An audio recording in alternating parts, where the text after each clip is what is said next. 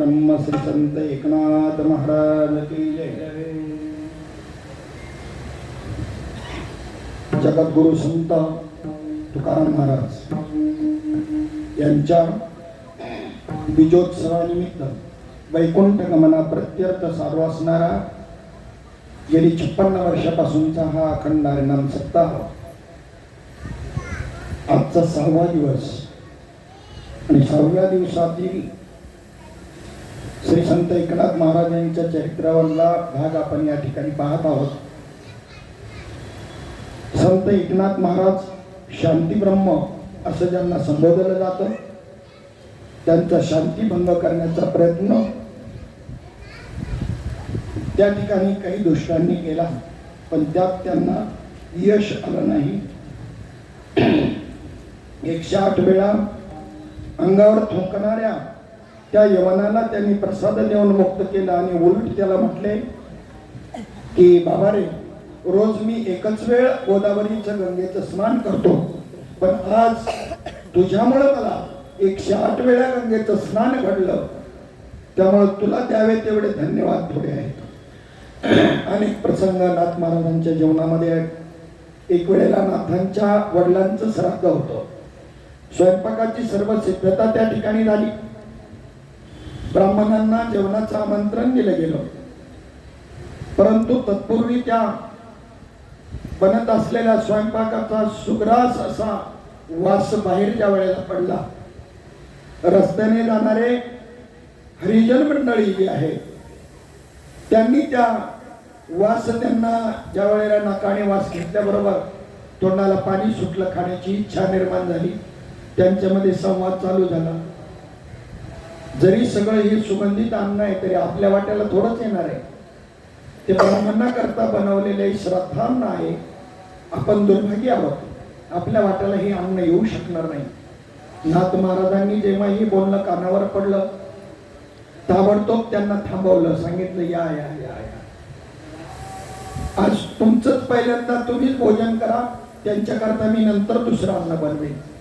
आणि त्या हरिजन मंडळींना सर्वांना मोठ्या श्रद्धेनं पाटावरती बसून आणि ते सुग्रास अन्न त्यांनी जेवू घातलं। सर्वाभूती परमात्मा पाहणारा असा नाथ महाराजांचा पिंड होता।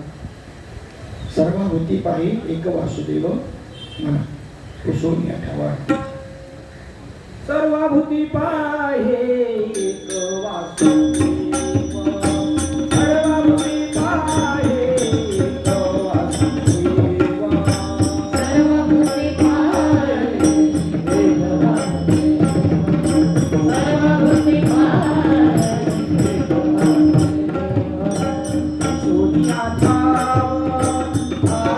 सर्वाभूती पाहे एक वासुदेव, सोनिया ठाव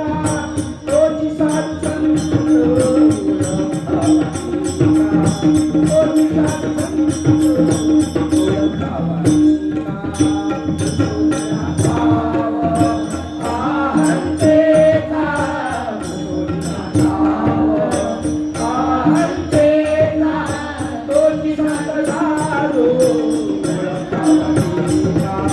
सोनिया ठाव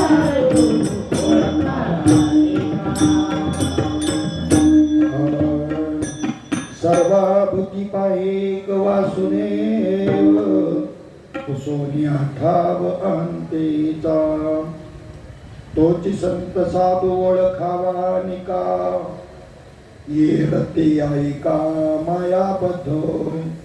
सर्वभूत मात्रामध्ये समान दृष्टीनं समदृष्टीनं परमात्म्याचं दर्शन घेणारा असे हे नाथ महाराज होते।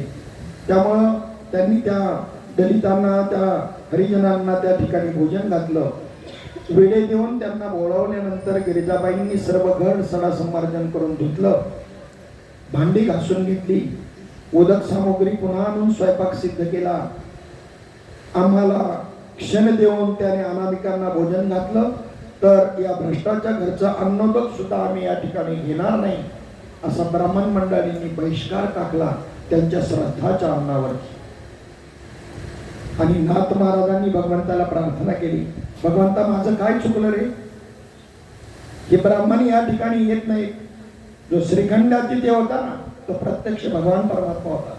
त्यांनी नाथबाबांना सांगितलं, बाबा काही घाबरू नका, ताटं तयार करा, हा, आणि आवाहन करा पितरांना, मंत्रोच्चार करून.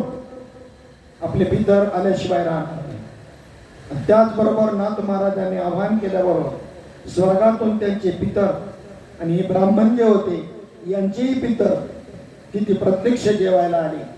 आणि ते जेवण करत असताना मग हे ब्राह्मण मंडळी खिडकीतून बघायला लागले. ते बघा म्हणले, तुमचा पंजोबा यांचा आजोबा अवाक झाले आणि स्वतः येऊन नाथ महाराजांच्या चरणावरती लोटांगण घातलं. शरण आले, आमची चूक झाली आणि आता मला माफी करा असं सांगितलं. अशा प्रकारचे समदृष्टी असणारे नाथ महाराज. त्यांच्या नंतर त्यांचा एक शिष्य होता, दंडवत स्वामी त्याचं नाव. आणि असं दंडवत स्वामी आम्ही पाहिला. रायजादव सरांच्या तिथे सातारकडचा एक रस्ता होता. रात्रीच्या वेळेला 9च्या दरम्यान रात्री अनुग्रह दिला. चिंतनाला सांगितलं, चिंतनाला थोडा वेळ बसवलं. घरी गेला आणि ते बसलं चिंतनाला, रात्रभर झोपलंच नाही त्या चिंतनामध्ये. सकाळी उठलं आणि बाहेर फिरायला गेलं जातो ना, तर फिरायला गेल्यानंतर ते जे भेटल त्याला दंडवत घालायचं. कुत्र्यालाही दंडवत घालायचं, माणसाला, जनावरांना, सगळ्यांना दंडवत घालायला लागलं. ती मला आम्हाला उठवायला आली त्यांची मंडळी.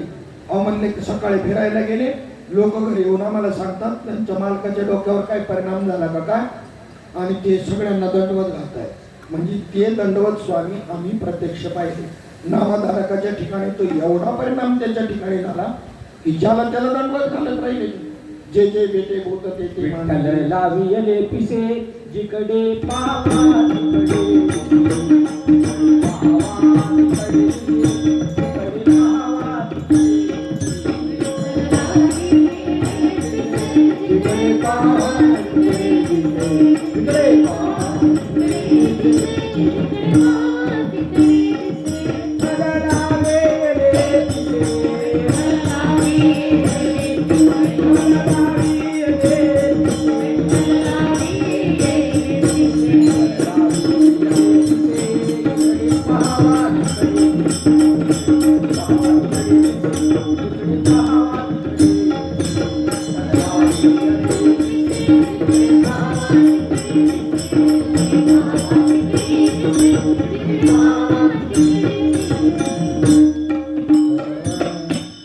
विठ्ठले लाविले पिसे जिकडे पाहे तिकडे विठ्ठलाची दिशे. जिकडे पाहे तिकडे विठ्ठल दिसू लागतो, अशी स्थिती त्या ठिकाणी बरं का. तर लाजले गे माये आता कोणा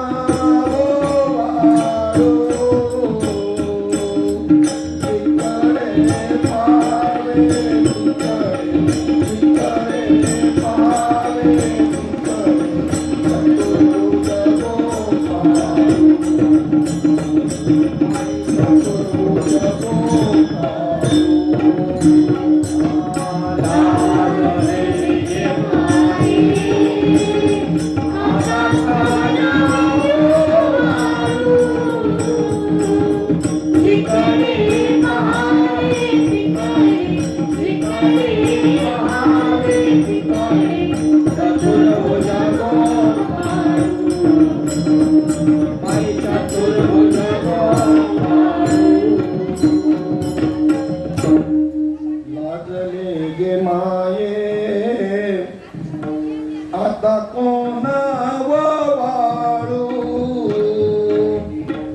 जिकडे पावे तिकडे, जिकडे पावे तिकडे चतुर्भुज गोपाळू, चतुर्भुज गोपाळू. जिकडे पाहिल तिकडे परमात्माच दिसू लागला. त्यामुळे दंडवत स्वामी जो जो भेटेल त्याला त्याला दंडवत घालू लागले. पण कुटाळखोर मंडळी असतातच प्रत्येक ठिकाणी. साधू संतांना त्यांचा काही त्रास होत नाही. साधू संत आपल्या मस्तीमध्ये असतात. आग लगे बस्ती में हम हमारे मस्ती में, असे असणारे साधू संत मंडळ. असो ऐसा कोटी आठवची नाही, तेही चलिले ही बहु जथा.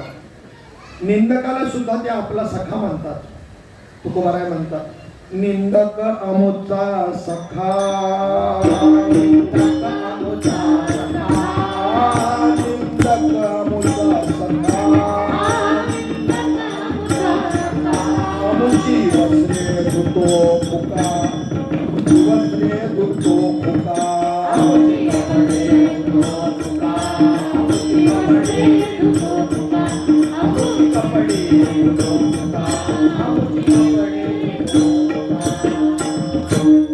तुकोबाराय म्हणतात निंदक आमुचा सखा, आमचा सखा आहे निंदक. आमुची वस्त्रे धुतो फुका, फुकटची लॉटरी आमची, फुकट वस्त्र धुवायची कामं करतात. एक शास्त्रातलं वर्मन लक्षामध्ये घ्या, ज्या वेळेला कोणी तुमची निंदा करत असतो ना, त्यावेळेला तुमचं पाप त्याला लागत असतं, आणि जो कोणी तुमची स्तुती करतो त्यावेळेला तुमचं पुण्य त्याला मिळत असतं.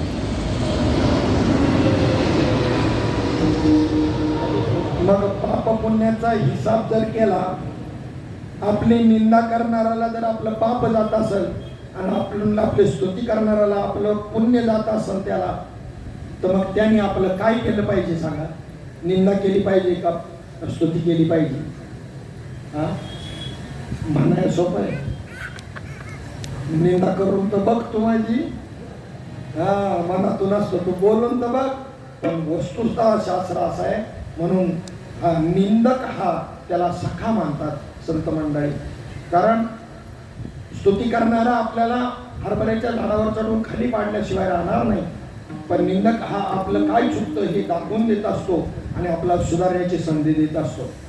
त्या निंदकांनी कुटाळखोरांनी त्या ठिकाणी सांगितलं, दंडवत स्वामी, उठसूट सगळ्यांना दंडवत घालत दंभ करता त्याचा पवित्र भाव होता, पण हे म्हणजे दांभिक, हे दांभिक, त्यामुळे त्यांना दांभिक दिसायचं. दुर्योधनाला सांगितलं होतं कृष्ण भगवंतानी, या समाजामधून एक चांगला माणूस घेऊन ये.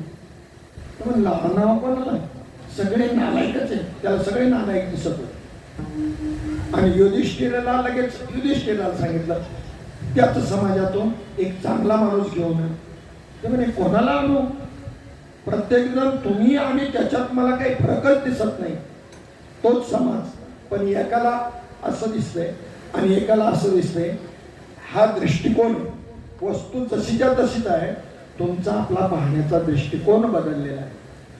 जग तुम्हाला आपल्याला दिसतंय, जगत आहे का जनार्दन आहे? जन नो हे अवघा जनार्दन, ऐसे बोलता निवती साधू जन. साधू संतांनाही आनंद होतो.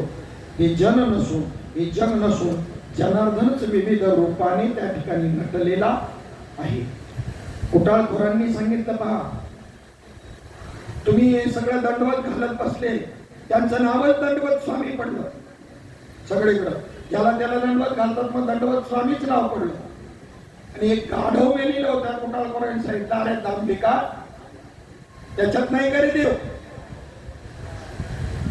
सगळ्यामध्ये देवाचं दर्शन करतो, त्यात देव नाही का? ते मेलेले, यांना काय माहिती मेलेले काय? त्याने त्या त्या गाढवाला सुद्धा दंडवत घातले भगवत भावनेने. तर मेलेलं गाढव उठून चालायला लागलं. मग तो काय विचारायचं, बाबा जिकडं तिकडं दांडी पिटली. मग मेलेली मुर्दी आणायला लागले लोक, आणि त्या दंडवत स्वामींना सांगायचे, यांना नमस्कार करा, यांना दंडवत करा. भगवत भावनेनं त्यांना दंडवत केल्यावरती ती माणसं जिवंत व्हायला लागली. नाथ महाराजांच्या कानावरती नुसती एवढंच गेलं. आपला एक शिष्य, त्याचं नाव दंडवत स्वामी आहे, आपण त्याला अनुग्रह दिला होता. तो ज्याला ज्याला दंडवत घालेल ते मेलेली माणसं उठायला लागली. भगवंताच्या सृष्टीमध्ये खळबळ माजवली. पण हा एकनिष्ठ असा सेवक होता, शिष्य होता. नाथ महाराजांनी दुसऱ्या कर्वे निरोप पाठवला. नाथांनी सांगितलं, दंडवत स्वामी, जिथं असाल तिथं ज्या क्षणाला हा निरोप भेटेल त्या क्षणाला समाधीस्थ व्हा. वचन न मोडी बोली बोलिले ते, वचन न मोडी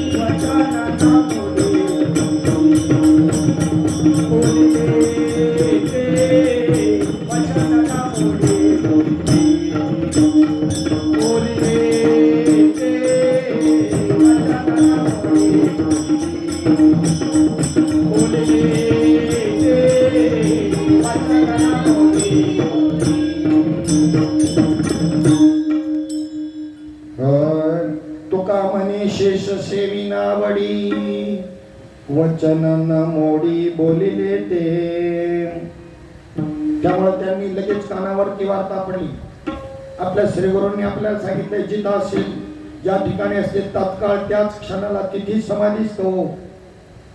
आणि दंडवत स्वामींनी एवढासाही विचार न करता गुरुची आज्ञा पाळली आणि समाधीस्थ झाले. याला म्हणतात गुरु आणि याला म्हणतात शिष्य. तिथल्या तिथे समाधी घेतली. कारण लौकिक ही इच्छाच साधू संतांच्या ठिकाणी उरलेली नाही. एक वेळेला ब्राह्मणांनीच परमहंसाच्या हत्या दोषाचा परिहार आपण सुचवला. पैठणकर ब्राह्मणांना नाथांचा छळ करण्याचा एक प्रसंग असा की ते ब्राह्मणाच्या हत्येचा दोष त्यांनी नाकावर टाकला. म्हणजे ब्राह्मण होते ना दंडवत स्वामी. आणि मग या हत्येचा दोष त्यांच्यावर टाकल्याबरोबर नाथ महाराजांना सांगितलं. नाथ महाराज म्हणले मला काही हत्येचा दोष घडलेला नाही. उलट हृदय सिद्धीमध्ये माझा शिष्य अडकू नये म्हणून मी त्याला सांगितलं. मला वाटलं नव्हतं लगेच ही गोष्ट करेल, लगेच समाधीस्थ होईल. पण त्यांनी काय ऐकलं नाही त्या कुटाळकर ब्राह्मणांनी. तुम्ही म्हणताना मला हा दोष लागला नाही, मला हे पाप लागू शकत नाही, मी हे केलेलं नाही. खरंच बोलत होते ते, खरंच बोलत होते. पण ब्राह्मणांना ती स्थिती कळणार नाही. त्याच्यावर मी पुढे दृष्टांत सांगणार आहे. दुसरा आहे चरित्र दृष्टांत म्हणण्यापेक्षा लगेच पुढे. ते म्हणले तुम्हाला दोष लागला नाही ना, मग समोर ते शंकराचं मंदिर आहे, तिथे जो नंदी आहे ना, हा कडबा घ्यायचा, त्या नंदीला खाऊ घालायचा. मूर्तीला मूर्ती होती नंदीची शंकराच्या याच्या पुढं. नाथ महाराज गेले, सांगितलं जर ही कर्म माझ्याकडून घडलं असेल आणि माझ्यामुळे हा ब्राह्मण जर मेला असेल, हा दंडवत स्वामी याला जबाबदार मी जर असेल ना, तर त्या ठिकाणी मी जबाबदार आहे असं यांचं म्हणणं आहे. परंतु मी याला जबाबदार नाही हे आपण सिद्ध करा. नंदिकेश्वरा मी तुम्हाला विनंती करतो हे सिद्ध करा. माझा याच्याशी काहीच जर संबंध नसेल ना, तर तुम्ही हा कडबा खाल. आणि त्या नंदी जो दगडाचा नंदी आहे त्यांनी काय केला, तो कडबा खाल्ला. कशी आहे ही स्थिती? बोलोनी मौनी. दुपारी आपण पाहिलं जे काही जीवनमुक्त महात्म्य असतात, सर्व क्रिया करून त्या कर्माच्या वेगळ्या असतात. एक वेळचा प्रसंग आहे. गिरिजा जी त्यांची पत्नी आहे. नाथ महाराज बोलता बोलता एकाला म्हणले की म्हणले तुमचं काहीच नाही असं ते सांगत होते. पुराणातून त्यांनी सांगितलं, पुराण कथेमधून, हे आपलं काही नाही, हा संसार प्रपंच हे सगळं मिथ्या आहे, माईक आहे. धनदाना पुत्र जन्म त्यांच्याकडे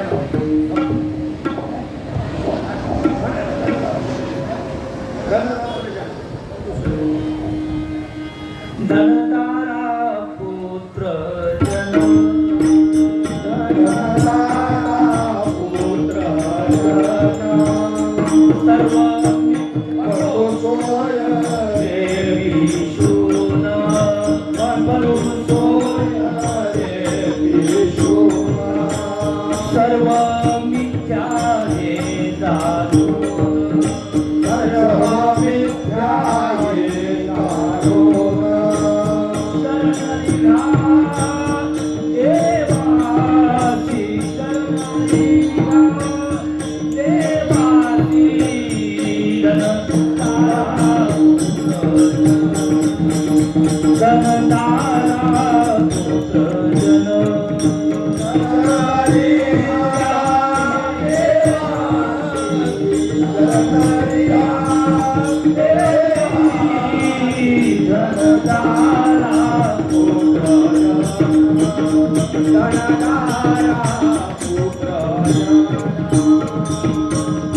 धनदारा पुत्र जन बंधु सोय देशून, सर्व विद्याय जाणून,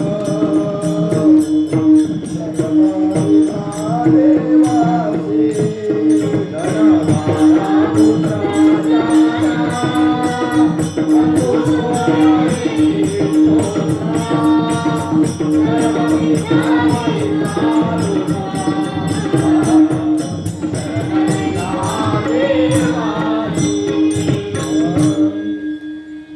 धनधारा पुत्र जन बंधू सोयरे पिशून सर्व मिथ्या हे जाणून शरण रेघा देवासी.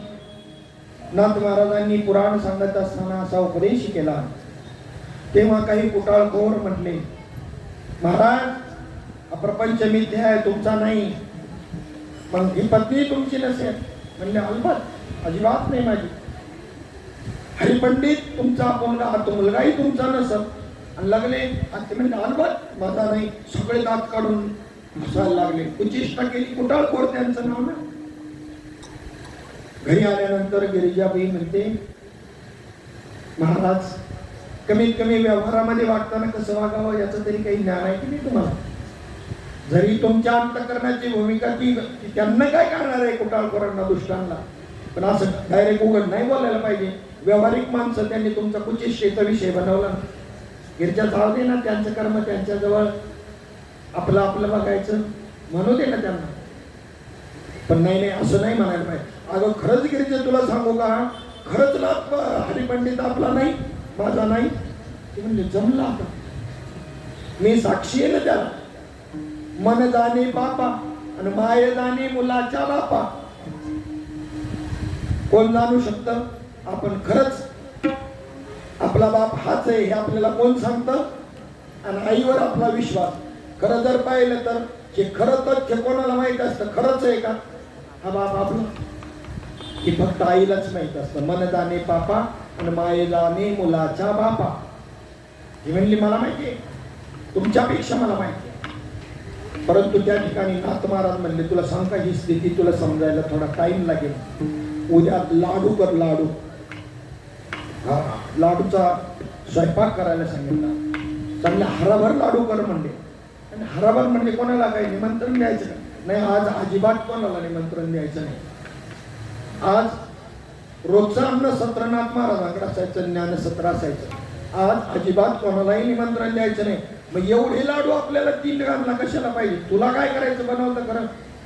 आणि हरा मोठा हरा, हरा काळ पाटी, आणि पाटीचा भाऊ हरा.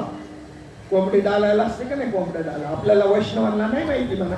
अकायचं काय काय वैष्णव कोंबड्या पाळी द्या.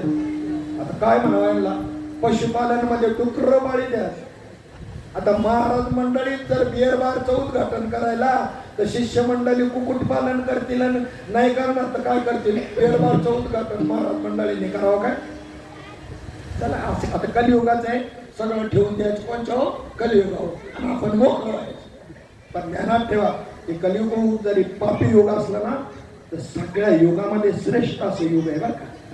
कारण कृतत्रेता द्वापार युगामध्ये भगवंताची प्राप्ती लवकर होत नव्हती, अतिशय अवघड साधन होती. पण या कलियुगामध्ये मात्र भगवंताची प्राप्ती सुलभ आणि ताबडतोब आहे.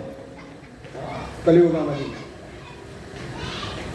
कलियुगामध्ये करावे कीर्तन.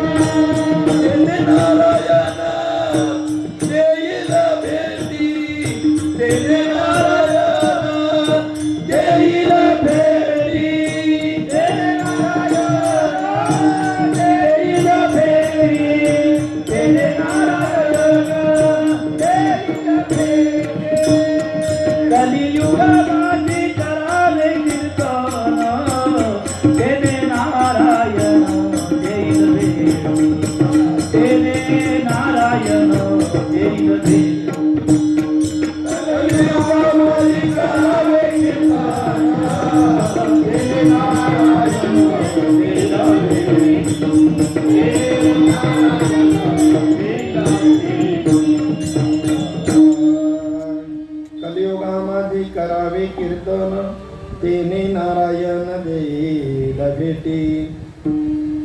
कलियुगामध्ये या युगाचं एक चांगलं लक्षण आहे. काय? लवकर परमात्मा जर भेटायचं असेल तर या कलियुगामध्ये अतिशय सुलभ असं नामसंकीर्तन साधन पै सोपे जळतील पापे जन्मांतरीचे कृतयुगे समधमादी साधन त्रेतायुगी अगमोक्त पूजन द्वापारी विधी विधान विधियुक्त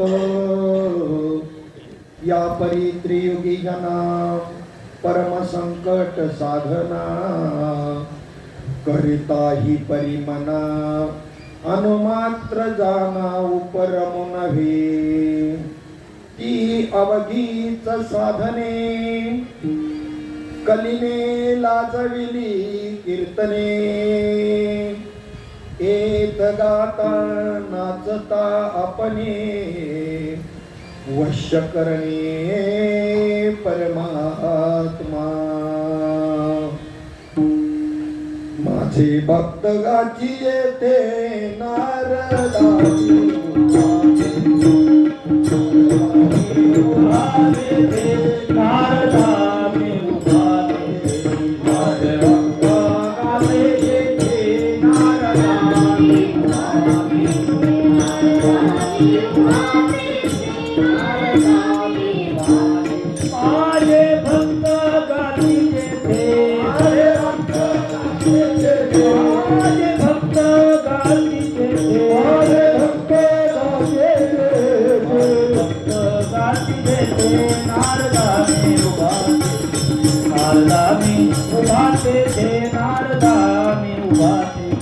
आज भक्त गाते देते नारदाने उभाते नारदाने उभाते नारदाने उभाते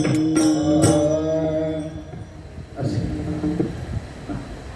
विशारदने पण विशारदलाही नाही आटोपणार असेल का एवढंच कमी जास्त झालं तरी स्वर लगेच कळतो की कमी जास्त काय होते काय गडबड आहे ते बरोबर कळतो पण काल पाराच आवाज बसला होता त्याच्यामुळे बस आलेले माझे भक्त गाती जेथे नारदामी उभा तेथे नाहम वसामी वैकुंठे योगिना मृदयैर्वा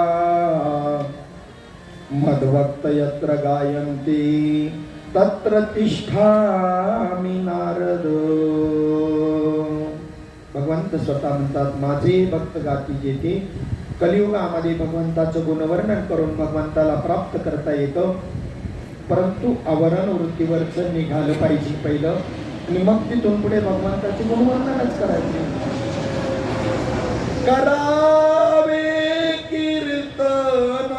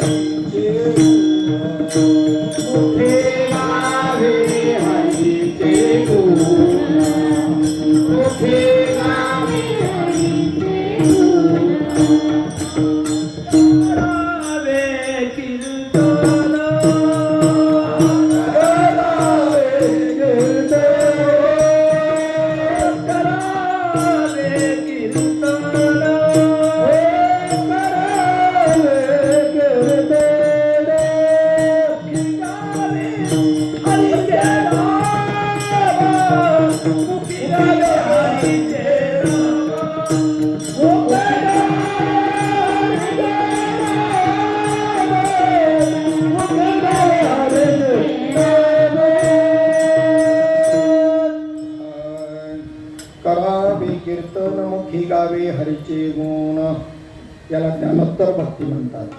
ज्ञानपूर्व काय आहे तर आपण कोण आहोत त्याचा शोध सद्गुरूकडे जाऊन घेणं याला ज्ञानपूर्व भक्ती असं म्हणतात. आणि ज्ञानोत्तर आणि त्यानंतर भगवंताचं गुणवर्णन कीर्तनाच्या माध्यमामधून गाणं ही ज्ञानोत्तर भक्ती आहे. चला पुढे एक वेळेचा प्रसंग आहे. नाथ महाराजांच्या जीवनामध्ये नाथांचे जे छळ करणारे होते ते परंपरेने त्यांचा छळ करीत असताना एकदा मध्यरात्रीच्या सुमाराला 4 पांथस्थ ब्राह्मण गावामध्ये येऊन आश्रयासाठी कुठे जागा पाहावं लागले. वाटेच्या श्रमामुळे ते फार क्षुधित झालेले होते, भूक लागली होती. त्यांना या छलकांनी सांगितलं तुम्हाला उतरायला इथे एक जागा आहे आणि तो समोर जो वाडा आहे ना त्या वाड्यामध्ये एकनाथ नावाचा दाता राहतो. शेकडो ब्राह्मण एकदम जरी आले तरी सगळ्यांना जेवायला घालतील. त्यांना काही सिद्धी अनुकूल आहे तिकडे जा म्हणले आणि यांना फार भीक लागली होती यांच्या घरी न्यायला असतं तर काय बिघडलं असतं. पण हे कुटाळ करून ना 7 अहोरात्र पावसाने ती झूड उडून दिली होती.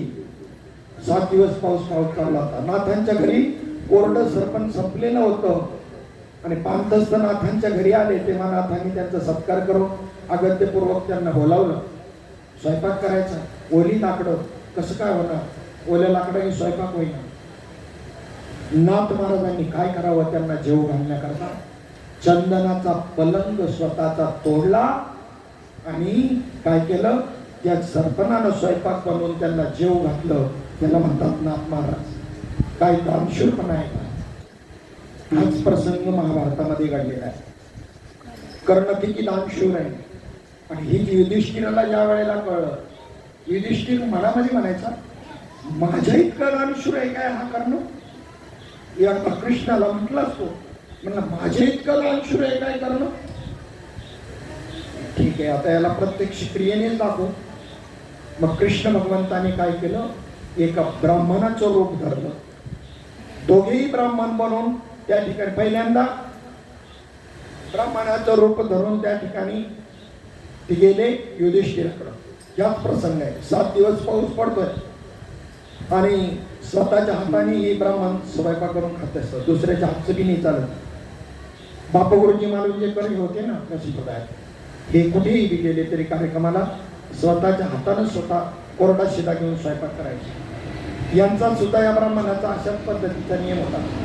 यांनी त्या ठिकाणी सांगितलं मला शिदा कोरडा पाहिजे मी स्वयंपाक करतो सरपण द्या.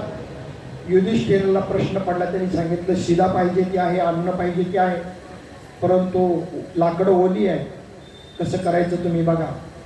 सुकी लाकडं नाही. त्यांनी सांगितलं मग तुमची सामुग्री तुमच्याजवळ ठेवा जातो मी. आणि गेले तिथून भगवंत ब्राह्मणाचं रूप धारण केलेले भगवंत गेले. गेल्यानंतर कर्णाकडे गेले. कर्णाला सांगितलं असं असं आहे. कर्णाने स्वतःचा चंदनाचा पलंग तोडून आणि त्या ठिकाणी त्याला शिदा दिला आणि जेवण करायला दिलं. जेवून तो तृप्त झालेला ब्राह्मण पुन्हा परमात्मा रूपी ब्राह्मण युधिष्ठिराकडे आला. जाता जाता ब्राह्मणाला जाताना पाहिल्याबरोबर युधिष्ठिराने बोलावलं इकडे या काका इकडे या. जेवले की नाही तुम्ही. हो. कुठे गेला होता जेवायला. कर्णाकडे गेलो होतो. मग त्याच्याकडं कोरडं सरपण मिळालं का. नाही नाही कोरडं सरपण नव्हतं त्याच्याकडं पण त्याने आपला स्वतःचा चंदनाचा पलंग तोडला आणि त्याने ते सरपण मला दिलं. आणि मग लगेच आपलं रूप प्रगट केलं भगवंतानी. ब्राह्मण वेशातले ब्रह्मन भगवान कृष्णाच्या रूपात समोर उभे राहिल्यावर युधिष्ठिराला सांगितलं पहा तो म्हणला होता की कर्ण माझ्यापेक्षा उदार आहे का. तुझ्यापेक्षा किती उदार आहे मला सांगा. कर्णाने आपली कवच कुंडल काढून दिली होती. कशा करता अर्जुनाला त्या ठिकाणी हा जोपर्यंत कवच कुंडल आहे तोपर्यंत त्याला भीती नव्हती मरणाची. पण इंद्र याचा अंश याचा अवतार म्हणजे अर्जुन इंद्राचा अंश.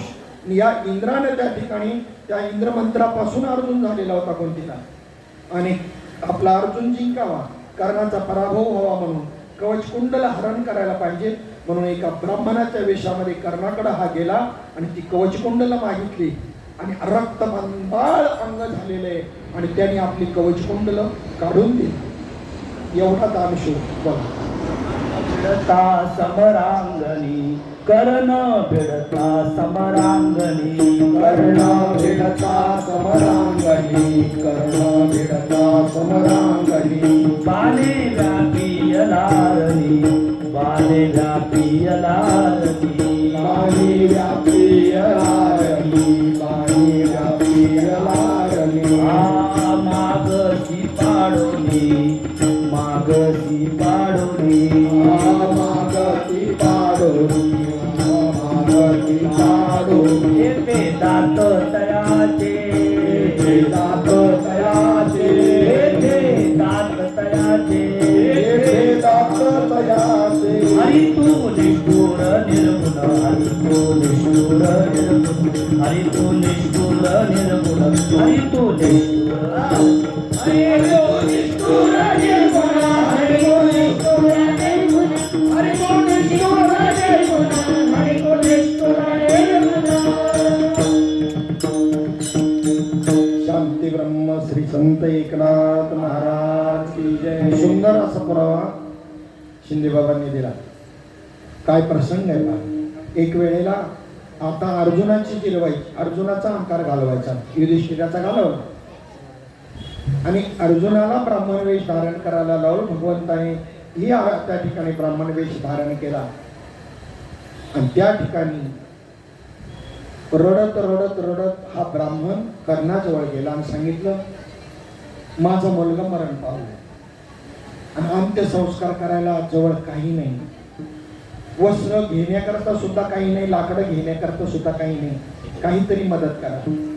आणि तो तिथं रणांगणात लढतोय आणि त्या प्रसंगी त्या अयोध्याजवळ जाऊन कर्णाजवळ जाऊन म्हणतोय काहीतरी करा.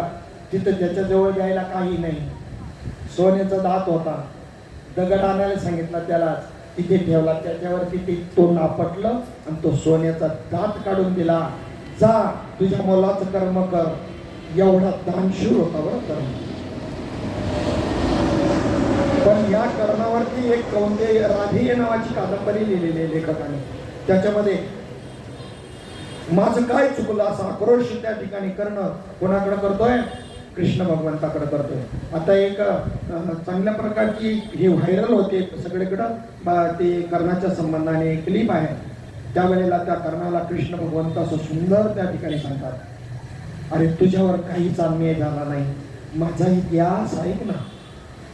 मी जन्मालाच मुळामध्ये कारागृहामध्ये आलो, जन्मलो कुठे, वाढलो कुठे, किती अन्याय सहन करावा लागला, आपलं चरित्र त्या कर्णासमोर मांडतो. एवढे हुशार आणि धुरंधर माणसं या देशामध्ये आहेत. राधे या कादंबरीवरती सुंदर कादंबरी या विचाराने होईल जर लिहायची ठरली तर. काय कृष्णाचं चरित्र काय कसं आहे पहा.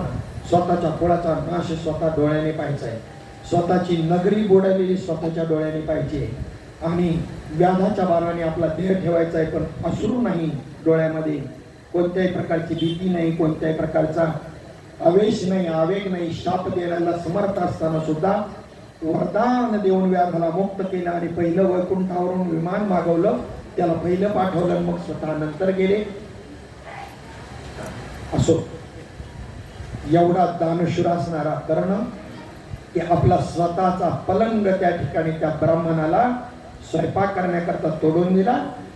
त्याच्यापेक्षा ही तेवढीच दानशूर असणारे आमचे नाथ बाबा, त्यांनी त्या ब्राह्मण भोजनाकरता स्वतःचा चंदनाचा पलंग तोडून दिला. भानुदास एकनाथ, भानुदास एकनाथ, भानुदास एकनाथ, भानुदास एकनाथ.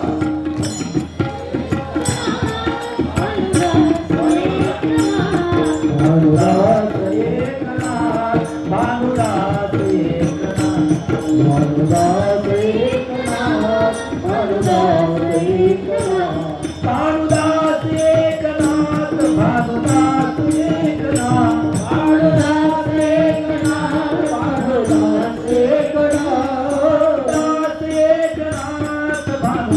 एकनाथ, भानुदास एकनाथ, भानुदास एकनाथ, भानुदास एकनाथ, दास एकनाथ, भानुदास एकनाथ, भानुदास एकनाथ, भानुदास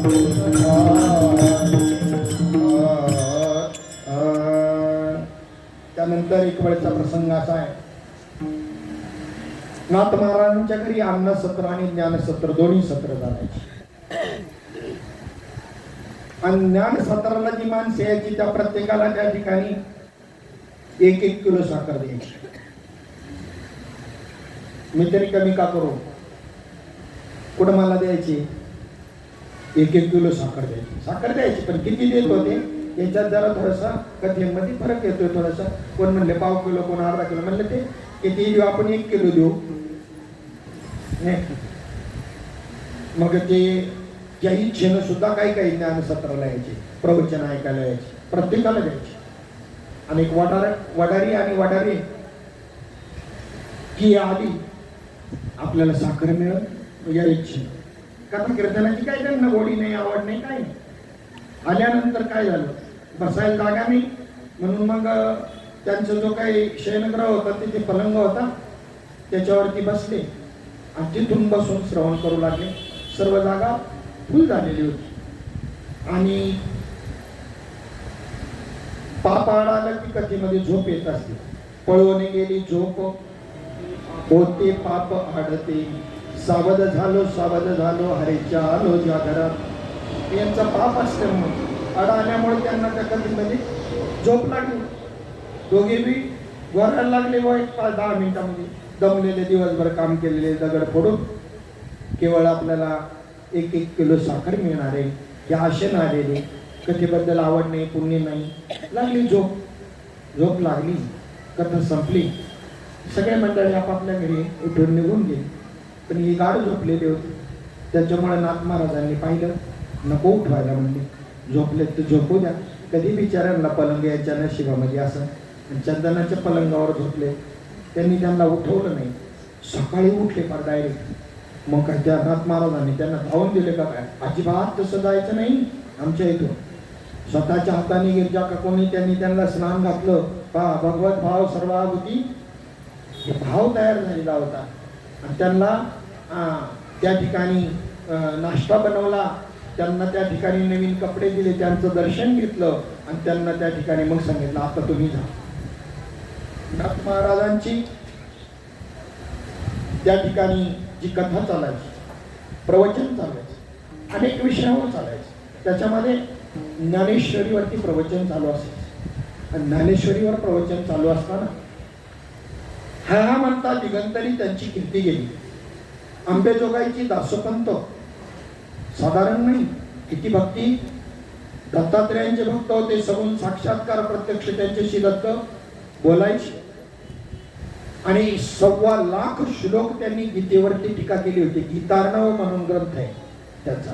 1.25 लाख ओव्या केल्या होत्या त्यांनी, 1.25 लाख ओव्या. तेव्हा त्याला अहंकार निर्माण झाला. माऊली ज्ञानोबा फक्त 9,035 ओव्या केल्या. या पठ्ठ्याने गीतेवरती टीका केली, 1.25 लाख ओव्या केल्या. पण नाथ महाराजांची कीर्ती कानावर आली आणि त्यावेळेला चला आपण बी जाऊ ऐकायला म्हणून आंबेजोगाईवरून दासोपंत पैठण क्षेत्री आले. आल्यानंतर तिथे काय कमी आहे, त्या दिवशी तर विशेष व्यवस्था श्रीखंडाने केली. त्यांच्या लक्षात आलं दासोपंतांचा अहंकार घालवायचा आपल्याला. कारण तेही बघतायत, देव भक्ताला की होऊन येली अहंकार अंगे वारावार करीत तसे. आणि म्हणून त्यांनी काय केलं श्रीखंडाने, त्या दिवशी तर विशेष व्यवस्था केली. नाथ महाराजांना बसण्याकरता जे व्यासपीठ होतं ना, ते व्यासपीठ सोन्याचंच आसन, सोन्याचं व्यासपीठ बनवलंय. नाथ महाराजांमध्ये त्याच्यावर येऊन बसले. ज्ञानेश्वरी स्वर्णाच्या परा त्या ठिकाणी जो चौरंग आहे त्याच्यावर ठेवली आणि बसले त्याच्यावर. बसल्यानंतर प्रवचनाला सुरुवात झाली. ओम नमो जियाद्या वेद प्रतिपाद्या जय जय स्वसंवेद्या आत्मरूपा. पहिल्या दिवसाचं प्रवचन झालं 2 तास. त्यानंतर सर्वांना अन्न सत्र, राहण्याची व्यवस्था, बाहेर गावावरून कोणी आले असतील त्यांची राहण्याची व्यवस्था, सकाळी काकड आरती, त्यांना मंगल असं स्नान, पुन्हा नाश्ता आपल्या रोजच्या रीतिरिवाजाप्रमाणे. असं करत करत दुसऱ्या दिवशी पुन्हा नाथ महाराजांच्या प्रवचनामध्ये पुन्हा तीच ओवी, ओम नमो ज्याद्या वेद प्रतिपाद्या जय जय स्वसंवेद्यात्मरूपा. तिसरा दिवस तीच ओवी. 6 महिने झाले. ओम नमो ज्याद्या वेद प्रतिपाद्या जय जय स्वसंवेद्यात्मरूपा. ध्यानात ठेवा, आपण बी एकच ओवी घेऊ 6 महिने, पण आजच उद्याच परवा आणि तरी सुद्धा काय म्हणू, एखादा जरी एका ओळीवर बोलत असेल ना 6 महिने, आपण कधी ऐकायला नाही जाणार, पण बाहेरून खडे मारणार आहे ना आपण म्हणणार त्याच्या पुढे त्याला काही येतच नसो. काय म्हणणार आपण, त्याच्या म्हणूनच एकच ओवी घेते. पण आजचं दुसऱ्या पुन्हा दुर्युक्ती नाही कधी. 6 महिन्यात पहिल्या दिवशी सांगितलेलं पुन्हा कधी नाही, दुसऱ्या दिवशी सांगितलं. किती विद्वत्ता असेल, अशी विद्वत्ता एक शाट स्वामी मोहनानंद गिरींची होती. त्यावेळेला परमार्थ मार्गात माझा प्रवेश सुद्धा नव्हता, पण टेपेवाडीमध्ये राहिला होतो आणि भायखळ्याला राणीबाणीमध्ये त्यांनी सप्ताह केला होता. आणि त्याच वेळेला वाद उभा राहिला होता, संन्याशाला कीर्तन करायचा अधिकार नाही. हा, कोणाजी बाबांनी समर्थन केलं होतं त्यावेळेला. आता मला काय बोलायचं नाही कोणाबद्दल, कोणी विरोध केला होता आणि काय केलं होतं ते आपल्या सगळ्यांना माहिती. पण ज्याला भगवत भक्ती करायची, जगाच्या उद्धाराकरता अवतरित झालेले असतात, संन्यास धर्माची दीक्षा स्वीकारलेल्या या महात्म्यानं तुळशीची माळ गळ्यामध्ये घातली. आता तर मला अधिकार आहे की नाही कीर्तनाचा, मी कीर्तन केल्याशिवाय राहणार नाही आणि कीर्तनच केलं. तुळशी माळच पाहिजे ना कीर्तन करण्याकरता, घालीन मी, काय फरक पडणार आहे त्यांनी, वाटणार तर नाही ना. तोंड बंद करून टाकली विरोधकांची. अभंग घेतला होता त्यावेळेला, मनोनी झालो क्षेत्रीचे संन्यासी. आम्ही संन्यासी का झालो या क्षेत्राचे, याच्यावर चिंतन 8 दिवस 2 तास रोज चिंतन होतं. पण आजचा विषय उद्या नाही. राहणीमान एवढं साधं होतं ना, एवढा महान वक्ता महात्मा, 108 ही पदवी आहे, परंतु महामंडलेश्वरांना वादामध्ये हरवेल एवढा प्रभुत्व आणि एवढी विद्वत्ता आणि एवढा ग्रंथांचा अध्ययन आणि चिंतन होतं. पण राहणीमान एवढं साधं की त्या ज्ञानाचा एवढा अहंकार नाही. सामान्य ग्रस्ताच्या घरी चहा पाण्याला जेवायला जातील आणि जे काही असेल मिरची भाकरी ती मोठ्या आवडीनं खातील. श्रीपाद बाबांसारखंच असत होतं, बाबांचं जसं होतं तसं. बाबा जेवायला बसले, अतिशय तिखट जर त्या ठिकाणी असेल, काही ठिकाणचं तिखट तर काय सांगू, भडंग कुठं असतं, भडंग कुठं, सातारा. भडंग म्हणलं का सातारा, दुसरीकडे नाही मिळायचं कुठं. हा, एकदा तिकडे जेवायचा सप्त्यामध्ये प्रसंग आला, जेवायला बसलो, कालवण असं तेज होतं का पहिल्या घासाला पार नाका तोंडातून पाणीच. आजीबाई विचारते, बाबा तुम्ही किती भाऊ? म्हणलं आजी तसं तर आम्ही 3 भाऊ, पण याच्यातून वाचलो तर 3, नाही तर 2च म्हणलं. असा भडन कशा करता सांगत होता. विषय आपला काय चालला होता की श्रीपाद बाबा किती तिखट झालेला असेल तर बोलायचं नाही, शेजारच्या माणसाला कळणार नाही. पाण्याचं तांब्यातलं पाणी त्याच्यामध्ये ओतायचं, तिखट झाले ना त्याच्यात ओतायचं आणि मग भाकरी खायची. महात्मा उगच ठरत, महात्मा असं त्यांनी असं म्हणजे कलेवर ठरत नाही. गायन वादन प्रवचन कीर्तन हे गाऊन मागे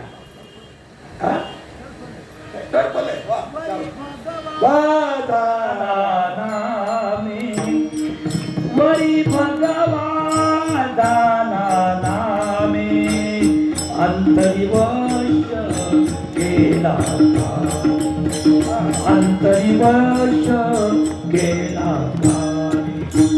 वरी भगवान नामे, वरी भगवान नामे अंतरिवश केला, अंतरिवश केला. ज्याला म्हणून ये साधू, ज्याला म्हणून ये साधू, ज्याला म्हणून ये साधू, ज्याला म्हणून ये साधू. जगी विटंबना बाधू, जगी विटंबना बाधू, अंतरिवश केला. वरी भगवान नामे, वरी भगवान नामे अंतरिवश केला, अंतरिवश केला. वरी भगवान नामे, वरी भगवान नामे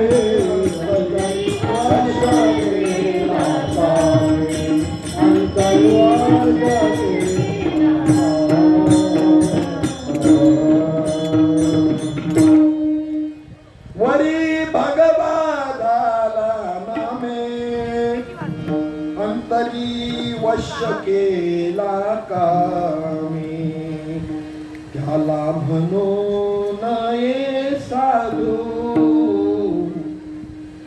त्याला म्हणू नये साधू जगी विटंबना बाधू. म्हणून कामक्रोध संगाती घेऊन जो परमार्थाला निघेल त्याचा परमार्थ कधीच कडेला जाणार नाही. ते ज्ञाननिधीचे भुजंग विषयदरीचे वाघ भजन मार्गीचे मांग मारक जे ध्यायतो विषयां कुच्च संगस्तेषु उपजायते संगात संजायते काम कामात् क्रोधो विजायते क्रोधात् भवति सम्मोह सम्मोहात् स्मृतिभ्रमः स्मृतिभ्रंशात् बुद्धिनाशो बुद्धिनाशात् प्रणश्यति. बुद्धीचा नाश करणारे हे काम आणि क्रोध आहे. नाही अधिकारी ऐसा ऐसा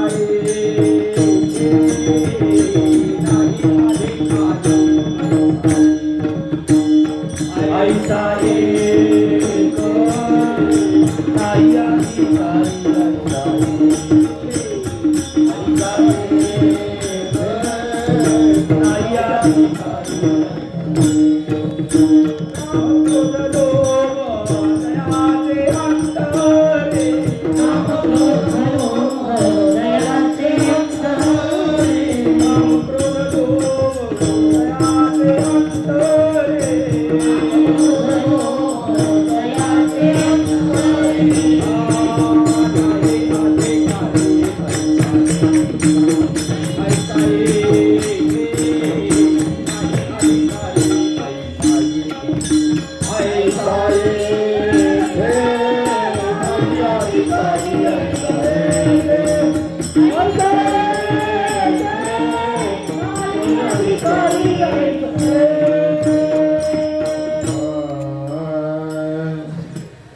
कामक्रोध लोभ दयाच्या अंतरी नाही आहे अधिकारी ऐसा येथे. याच्या अंतकरामध्ये काम क्रोध मद मत्सर अहंकार हे विकार आहेत ते परमार्थाच्या अधिकारी होऊ शकत नाही. नाथ महाराज सांगतात आणि तुकोबाराय आपला अनुभव सांगतात की कलिया सेंदे कडोपण गेले तैसे आम्हा केले पांडुरंगे. पांडुरंगानं ते शेंदाड पिकल्यानंतर जसं गोड होतं तसं पांडुरंगाने आम्हाला केलेलं आहे. कामक्रोध लोभ निमाले ठाईची अवघी आनंदाची सृष्टी झाली. हेच तर खरं साधूचं लक्षण आहे. साधने तरी हीच दोन्ही जो कोणी साधिल परद्रव्य परनारी यांचा मानी विटाळ. परमार्थाचं हे लक्षण आहे. दुसऱ्याचं द्रव्य आपलं नाही, परद्रव्य. सोने रुपया महामृत्यूके समान छत्रपती शिवाजी महाराजांनी खजिना पाठवला त्या ठिकाणी तुकोबारायांनी स्वीकार केला नाही. ती बेटा छत्री घोडे येतो बऱ्यात न पडे आणि म्हणून त्यांनी त्याचा स्वीकार केला नाही. ज्या वेळेला छळवाद करण्याकरता भंडारा पर्वतावरती दुष्टांनी या कुटाळखोरांनी जसे पैठणमध्ये होते तसे देहूमध्ये बी होते. एका वेश्येला पाठवलं. वेश्येला ती वेश्या गेल्यानंतर ना त्या ठिकाणी जगद्गुरु तुकाराम महाराज बघत गेले आणि आपल्या भजनामध्ये दंग झाले. ती वेश्या आल्यानंतर वृत्तीवर यायला ते वृत्तीवर तर पाहिजेत ना छळ करायला. ती वेश्या तिथे बसली रात्रभर पण महाराजांचं भजनच संपायला तयार नाही. अखंड भजन आहे ते काही वाराचं भजन नाही, ते काही 2 तासाचं अर्ध्या तासाचं भजन नाही. अखंड चित्तवृत्ती भजनामध्ये निमग्न असणारे महाराज दुसऱ्या दिवशी वेश्या पुन्हा गेली. तीच स्थिती. सहज एक वेळेला वृत्तीवर आलेली असताना ती संधी साधून ती वेश्या महाराजांना म्हणते, महाराज माझ्या सौंदर्याकडे पहा ना. महाराजांनी सांगितलं, वा वा, खूपच सुंदर आहेस तू, माझा अंगीकार करा ना. त्यांनी सांगितलं नाही. पराव्या नारी रुक्मिणी समान हे गेले नेमून ठाईचेची. स्वश्री वाचून नातळावी अन्य कामिनी, नाथ महाराज भागवतामध्ये सांगतात. तेवढं वैराग्य अंतःकरणामध्ये त्यांनी सांगितलं नाही नाही नाही नाही. तिला सांगितलं, जाई ओ माये न करी सायास, जाई ओ माये न करी सायास, आम्ही विष्णुदास पैसे होय, आम्ही विष्णुदास पैसे होय. जाए गो माये न करी सायास, जाए गो माये न करी सायास, आम्ही विष्णुदास ऐसे होय, आम्ही विष्णुदास ऐसे होय.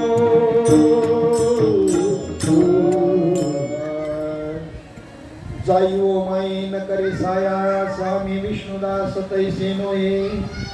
माई जा, तू समजते तसं ते विष्णुदास आम्ही नाही, डुप्लिकेट विष्णुदास नाही, आम्ही खरे विष्णुदास आहोत. पराव्या नारी रुक्मिणी समान हे ठाईच नेमून गेलेलं आहे आमचं. तरी ती ऐकायला तयार नाही. मग मात्र महाराजांना राग आला आणि मग म्हटलेले त्यांनी, विषय भोगायचा आहे तर दान. कुत्र डोकर काय कमी आहेत काय या भूतलावरती? नाही तरी काय थोडी श्वान सुख रे बापुडी, श्वान सुख रे बापुडी, श्वान सुख रे बापुडी. किती वैराग्य आहे महाराजांना. आणि हे वैराग्य इथलं मूळ आहे. ज्ञानाला वैराग्याची जोड असायला पाहिजे. विरक्ती वाचून काही ज्ञानासित गणेच नाही, हे विचारो निठाई ठेविले देवे.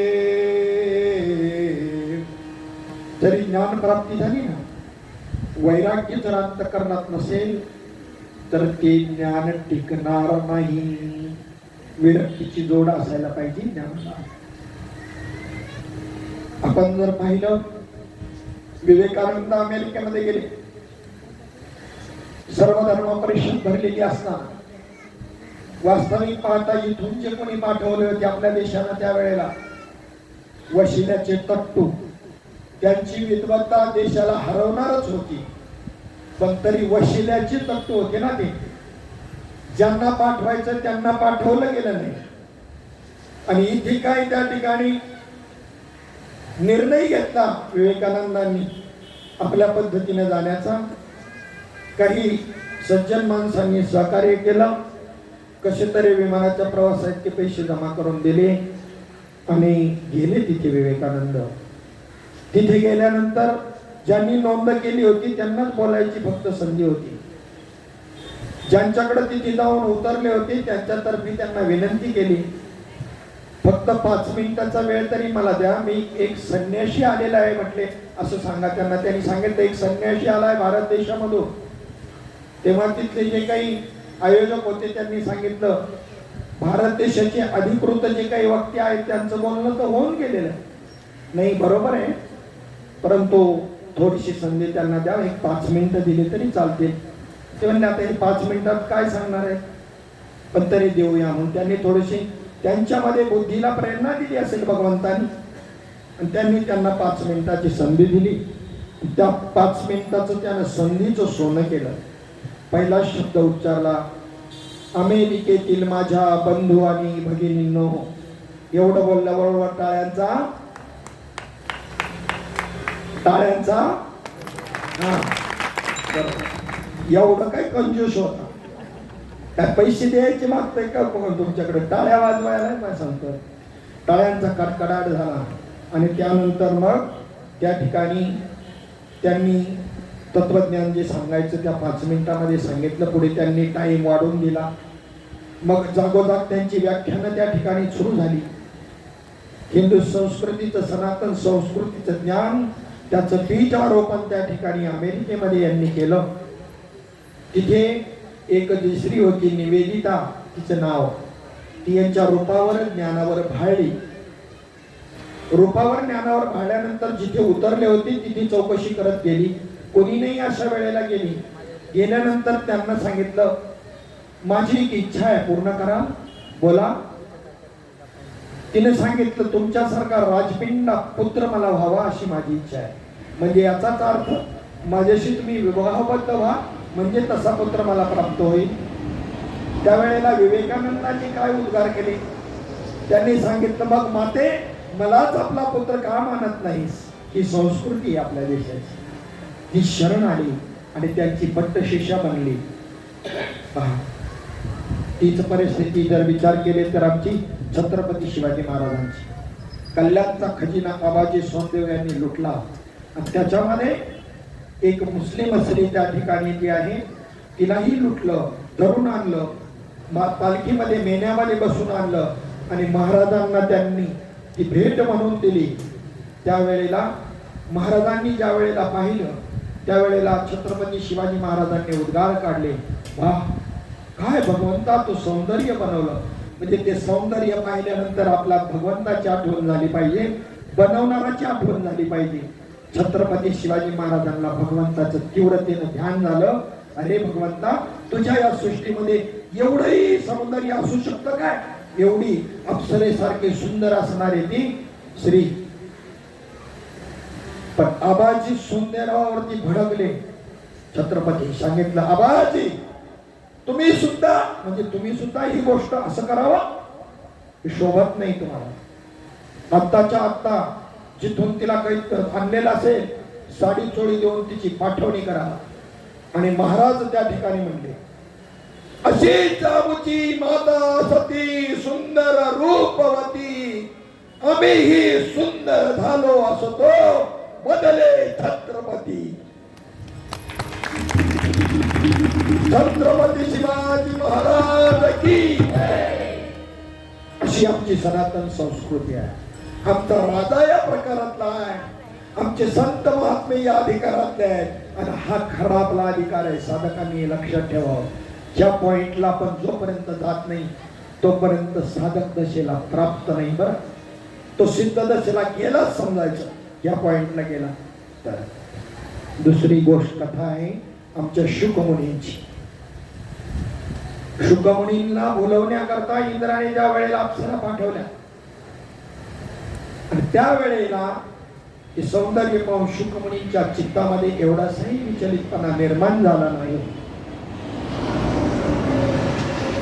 त्या अप्सरेनं आपलं पोट फाडलं आणि शुकमुनींना सांगितलं, या मृत्यूलोकातल्या स्त्रियांसारखं घाणेरडं शरीर माझं नाही. मूत्राने भरलेली माझा हा पोठा आणि शरीर नाही. पोट फाडलं तर कस्तुरीचा सुगंध आला. शुकमुनींनी सांगितलं, खरंच मला जर आधी माहित असतं तुम्ही एवढ्या सुंदर आहात तर मी माझ्या आईच्या पोटी जन्म घ्यायच्या ऐवजी तुमच्या पोटी जन्म घेतला असता. ही आहे आमची भारतीय सनातन संस्कृती. इथल्या स्त्रिया कात्यायनी गार्गी या महान विदुषी आहेत. इथल्या स्त्रिया जनाबाई मुक्ताबाई महान संत आहेत. हा अधिकार इथल्या स्त्रियांचा आहे, पतिव्रतांचा आहे. हा अधिकार आमच्या संतांचा आहे आणि हे आमच्यामध्ये उतरायला पाहिजे. सांगता नाही आलं तरी हरकत नाही. भानुदास एकनाथ, भानुदास एकनाथ, भानुदास एकनाथ, भानुदास एकनाथ, भानुदास एकनाथ, भानुदास एकनाथ, भानुदास एकनाथ, भानुदास एकनाथ.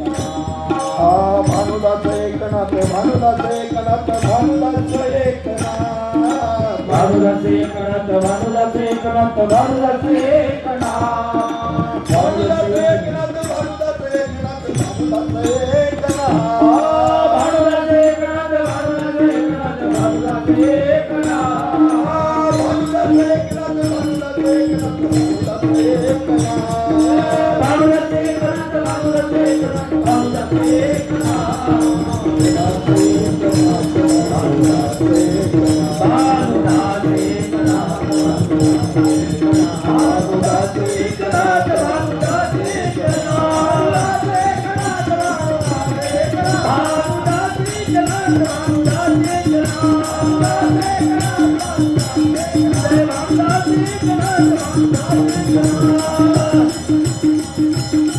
एकनाथ महाराज की जय.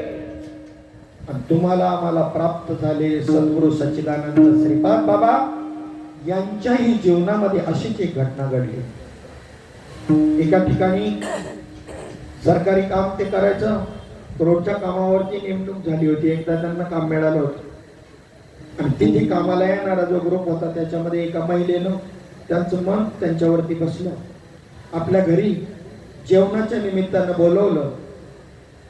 घरी कोणीच नाही आणि त्या वेळेला सांगितलं की मी तुम्हाला वेगळ्या भावनेने इथं बोलवलेलं आहे. बाबा एवढीशी सुद्धा गडबडले नाही. विवेक चित्तामध्ये होता. युक्ती वापरली. ताई सांगू का, माझं बी मी जेव्हापासून पाहतो माझंही चित्त तुमच्यावर जडलं, परंतु माफ करा, मला एक असाध्य असा आजार आहे टीबीचा. असं सांगून आपली सुटका करून घेतली. याला म्हणतात महात्मा.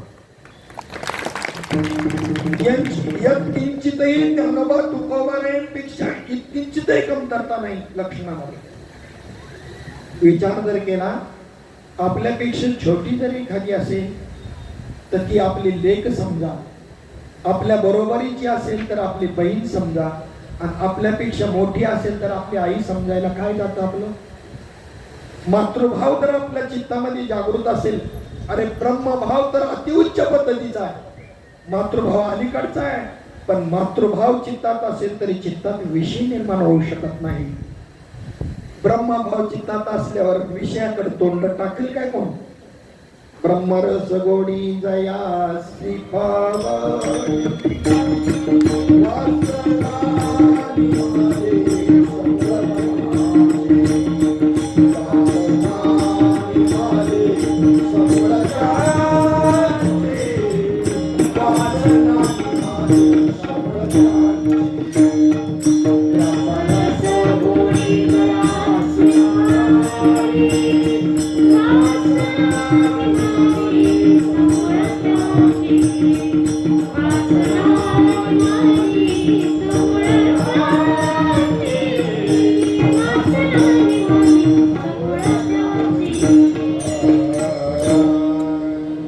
ब्रह्मरस गोडी जयासी फावली वासना निमाले समूळ ज्या त्याची.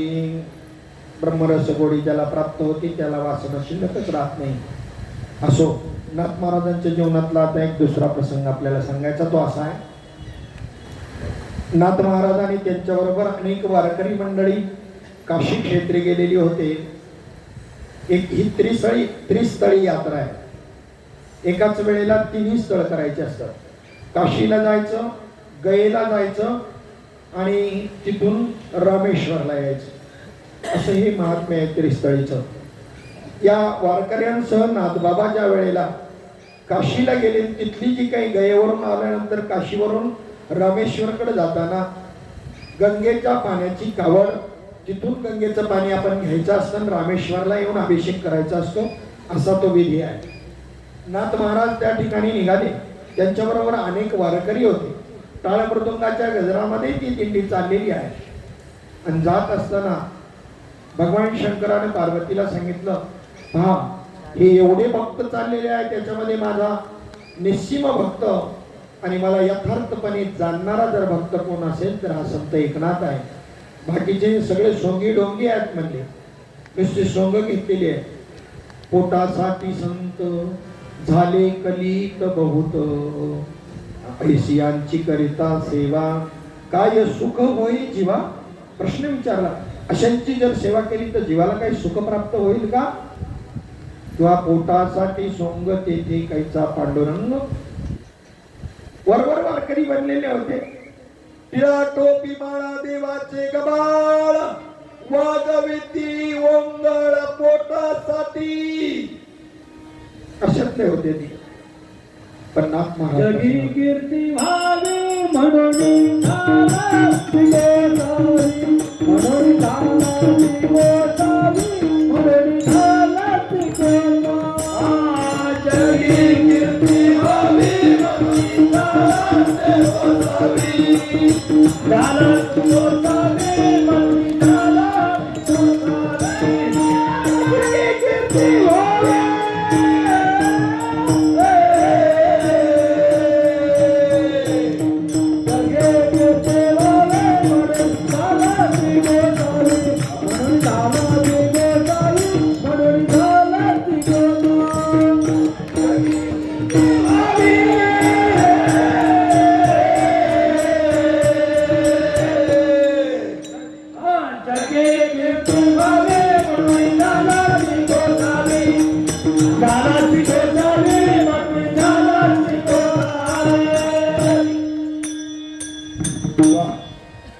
जगी कीर्ती व्हावी म्हणून झाला से गोसावी, म्हणून झाला से गोसावी, म्हणून झाला से गोसावी. जगी कीर्ती व्हावी म्हणून झाला से गोसावी, म्हणून झाला से गोसावी. जगामध्ये कीर्ती व्हावी म्हणून गोसावी झालेले असतात. महाराजांनी मी पहिलेच प्रमाण दिलं. वरी भगवा झाला नामे वंतरी वश्य केला कामे, त्याला म्हणून साधू जगे विटंबना बाधू. टाकट्याचा अभंग खूप सुंदर आहे. माईक कुठे तुमचा? द्या की. योगी पावन मनाचं म्हणा. योगी पावन मनाचा, योगी पावन मनाचा, योगी पावन मनाचा, योगी पावन मनाचा, योगी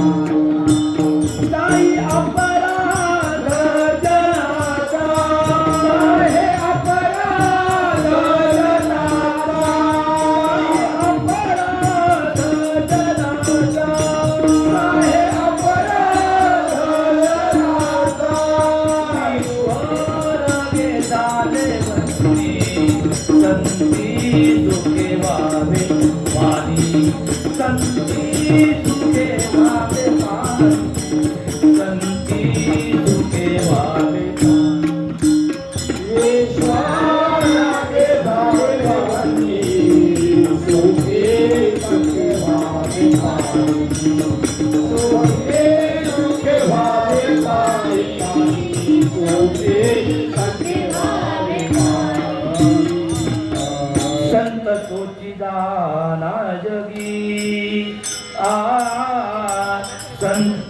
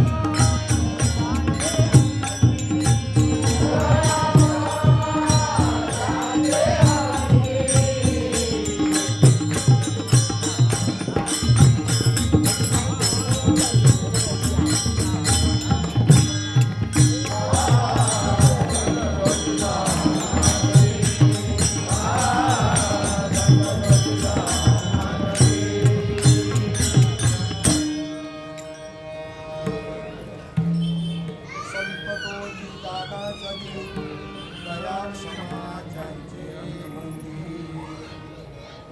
योगी पावन मनाचा योगी पावन मनाचा साई अपराध जनाचा विश्वरागे झाले संती शिवावे पाणी गंगा जळ हृदय करा ताटई उघडा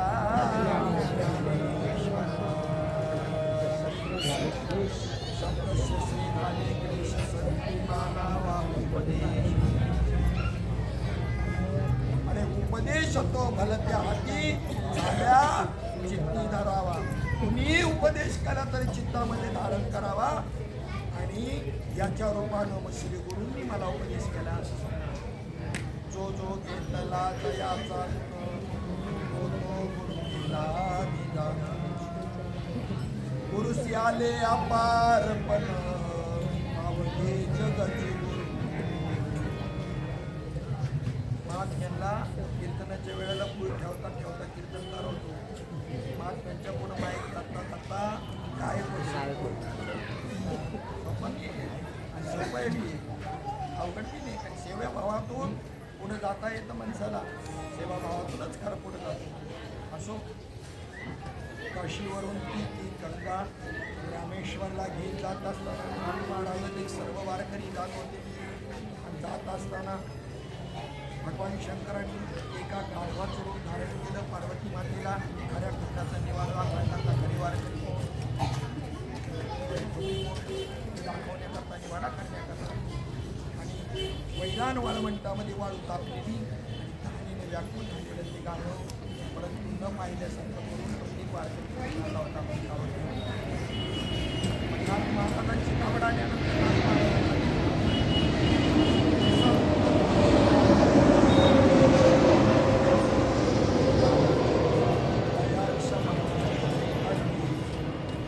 दया क्षमा शांती देते देवाची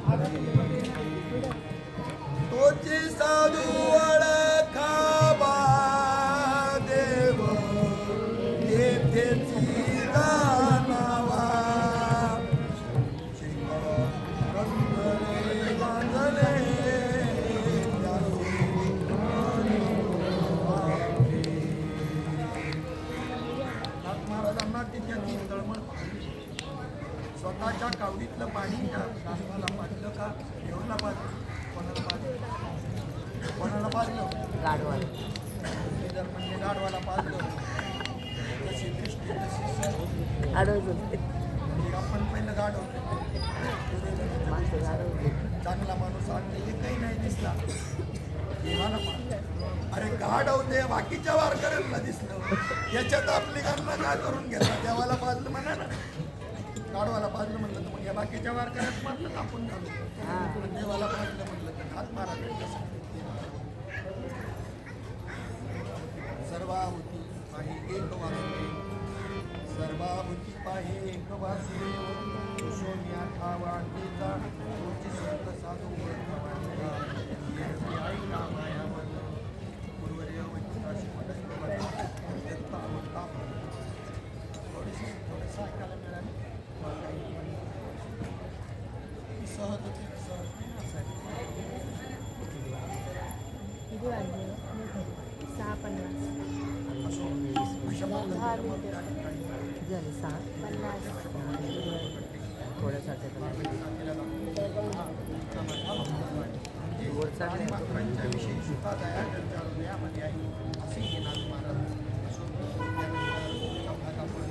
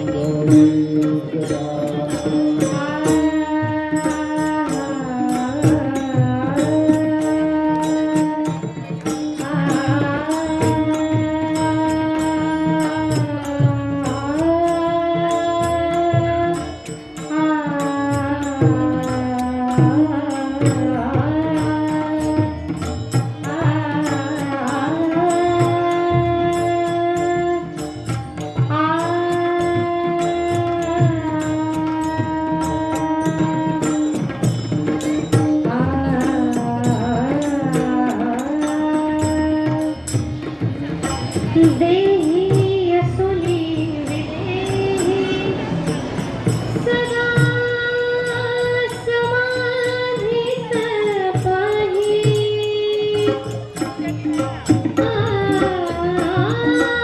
सदा समाधी पाही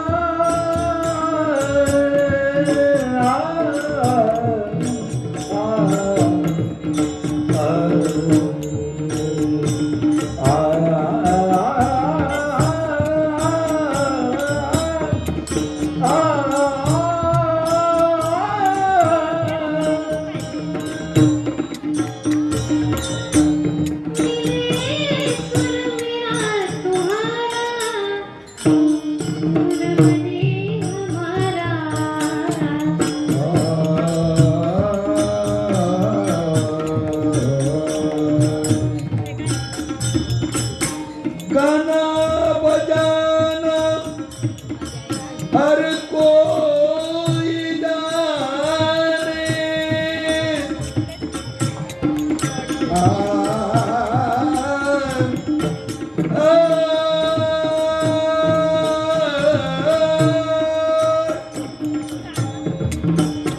गुरु का खेल है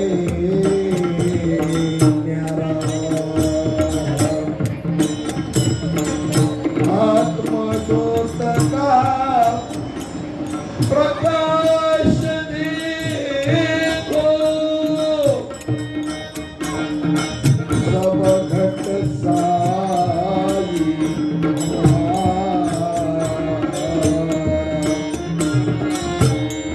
मिले सुर मेरा तुम्हारा मिले सुर मेरा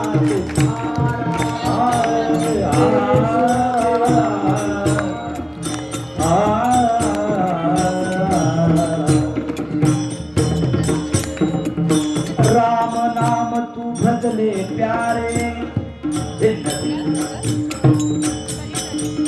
राम नाम तू बदले प्यारे काहे घुमगरूरी करता है कच्ची मिट्टी का बंगला तेरा पाव पलक में गिर जाए बोलो राम राम राम बोलो राम राम राम बोलो राम राम बोलो राम राम राम बोलो राम राम राम बोलो राम राम राम बोलो राम राम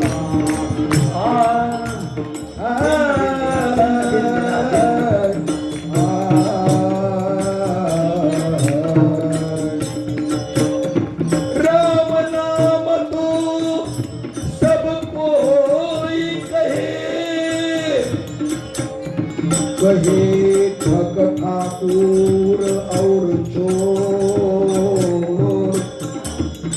जिस नाम से ध्रुव प्रहलाद करे वो नाम कुछ है और मिले सुर मेरा तुम्हारा मिले सुर मेरा तुम्हारा तो सुर बने खुल्ला होकर पान पुकारे कल बाबा ने घेतलं होतं खुल्ला होकर पान पुकारे वो क्या साहिब बहरा है मूंगी के पाव में घुंघरू बाजे वो भी अल्लाह सुनता है बोलो राम राम राम बोलो राम राम बोलो राम राम बोलो राम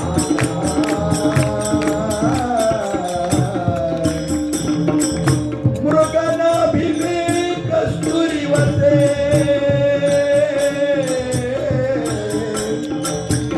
मृग भटकत जंगल जाय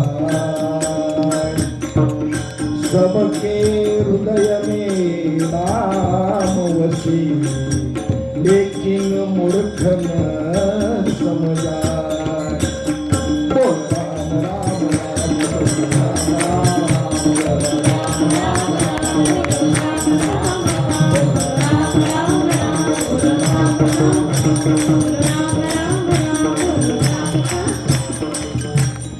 धिंड धिंदिना पतित पावन नाव ऐकुणी आलो तुझे द्वारी पतित पावन नभोजी मनोनी जातो माघारी देशी तेव्हा देशी ऐसा हसती रे उदारो काय म्हणून धरू तुझे कृपणाचे द्वार जगत घेऊन हाती दवंडी पिठीत तिन्ही लोकी पतित पावन करी तू देवा मोठा घाट नामामणे देवा तुझे नलगे मज काही प्रेम वाचू दे चित्ती मनोनी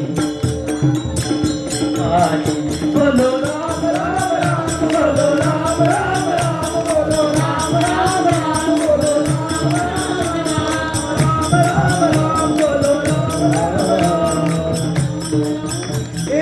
तन विषकी बेलरी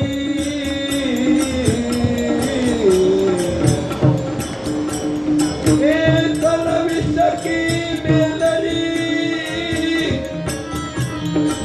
पूर्वामृतकी खान शीशलिये पुरमिले कोटी सस्ता राम राम राम बोलो राम राम